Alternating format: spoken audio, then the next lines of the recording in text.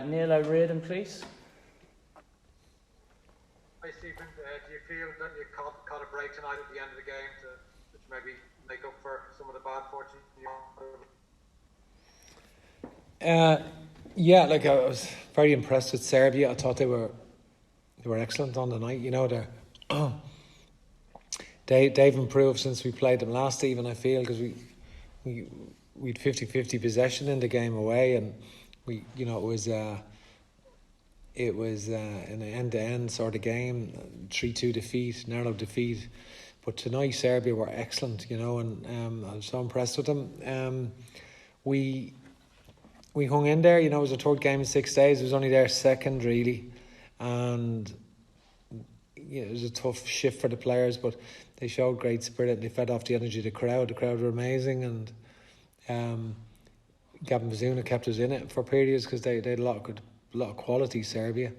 Gavin had a tremendous game, and yeah, we got a break, which we haven't had too many of them, so we were delighted to get it.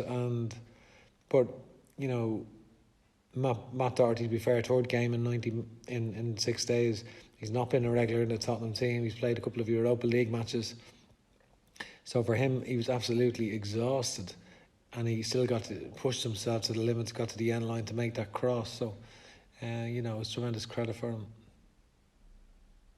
With Gavin and Andrews and Adam's performance, do you think people will kind of maybe appreciate what you're doing, or maybe you feel that they do appreciate anyway in terms of your approach? In terms of what, sorry, Neil? Well, in terms of, you said, in terms of building for the Euros, the fact that Gavin, Andrew and Adam were so impressive. Yeah. There's appreciation for what you're trying to do. Yeah, listen, I couldn't have predicted that Andrew and Gavin played as well as they did. You know, they were absolute. Andrew up against Mitrovic and Vlahovic there, you know, and really physically, really powerful guys. And but he just has another gear. He's so quick, and his composure. And the two players, Gavin and Andrew, the composure is incredible, you know. And I think, but it's early days for them.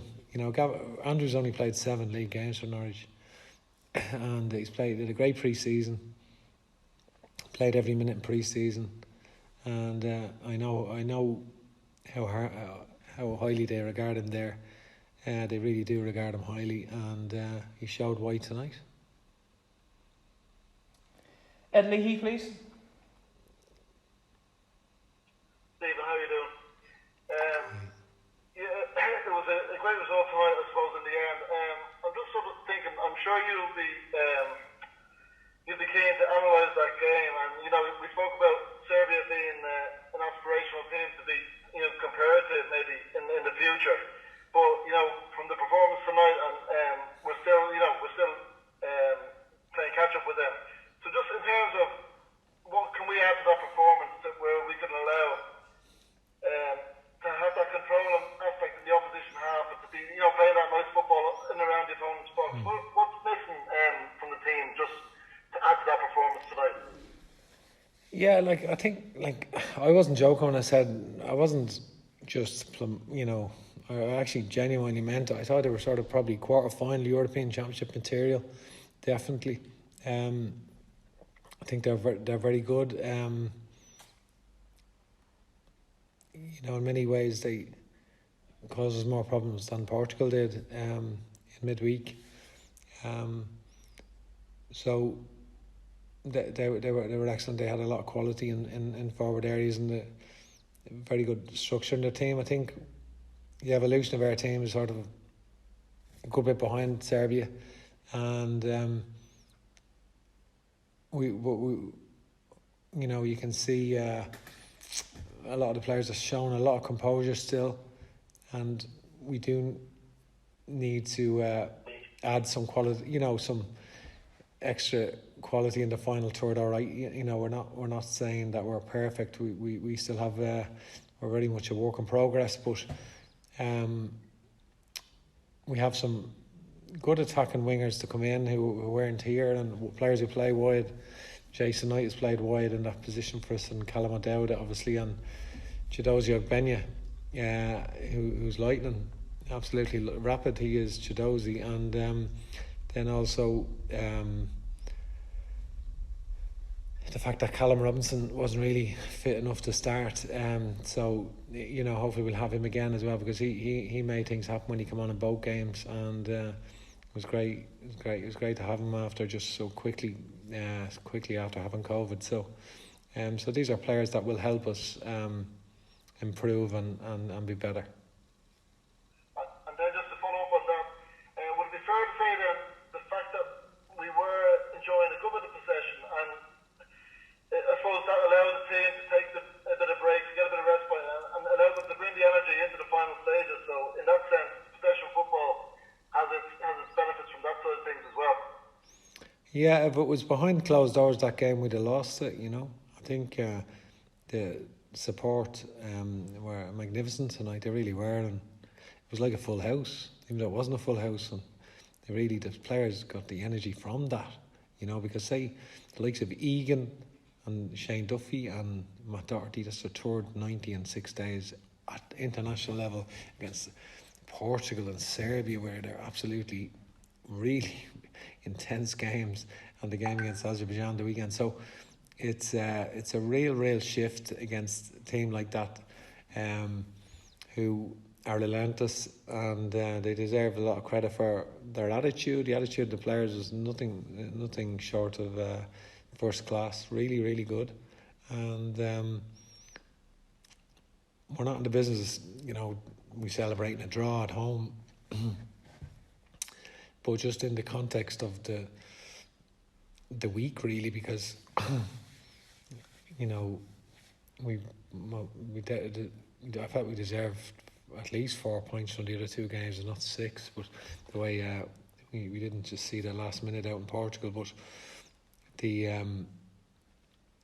so to only have one coming into that game was a bit of a real kick in the teeth. And I think, as you said, the players showed sort of resilience to accept them defeats, and the quick turnaround of 3 games in 6 days, which is 3 competitive games, which is a new concept for them over the last while, and to show the sort of determination and resilience to hang in there and realise that they've had a couple of kicks in the teeth, had a few, and to get a break probably at the end, which they deserved, because they've been in short supply. So they it was a good feeling in the stadium, because it was great to see people celebrate the goal in the stadium, even if it wasn't an OG, and that's just to have the level of passion around again, because that's been, through the pandemic, that's been difficult for everyone. So people loved the idea of coming and following and supporting Ireland. People are very proud to do that, and we're all very proud to represent Ireland. Damon Spellman, please. Hi Stephen, just going back to Gavin Bazunu, you clearly had a lot of faith in him when you threw him in the first place, but have even you been surprised at how quickly he's grown into the role? I knew he was very good, and I knew he had sort of special qualities as a man, first and foremost. That struck me. I felt he has characteristics that are quite unique and special as a human being, and then obviously he's a very good goalkeeper, and it's a very tight decision, because I really regard Caoimhín Kelleher so high. Caoimhín is an exceptional goalkeeper, and it's just that he hasn't been playing. He would have started in March. He was injured. Gavin came in the end, and has stayed in, and on merit he hasn't put a foot wrong, really. It's only the pass in Portugal, but he retrieved that. The Cardiff actually saved the penalty, which is an outstanding save.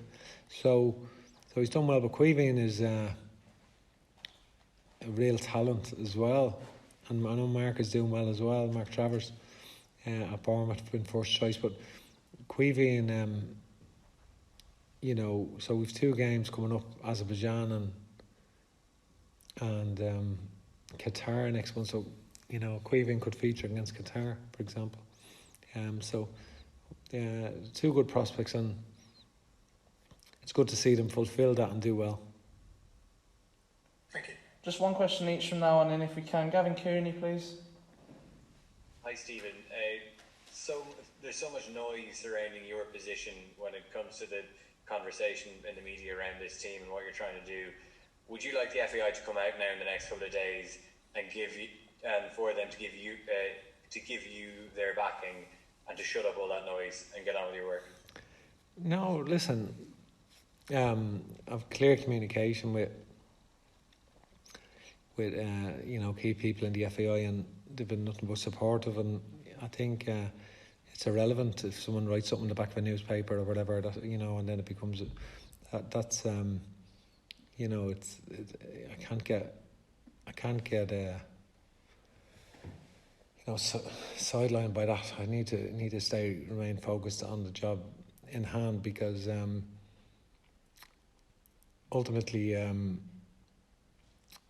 players, you know, people have seen over the last week, they've seen some you know, in the last few windows, some really talented players coming through.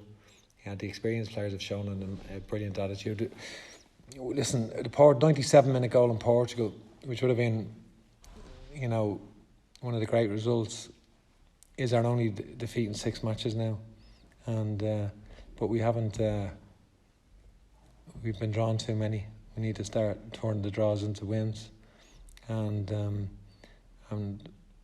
you know, so that's we've got the 2 games next month, and then we've got Portugal coming here, and Luxembourg. So we've got Azerbaijan and Qatar. So they're good games, and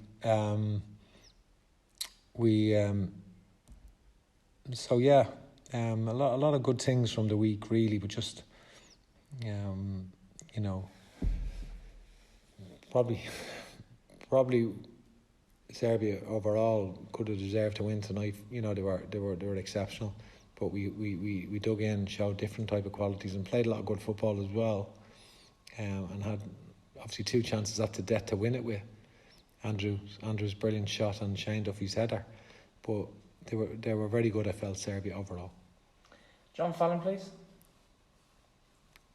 Hi, Stephen. Just on the goal you conceded, can you just tell us a bit about that? Milenkovic sent to, I think Alan Brown was picking him up. Was that deliberate?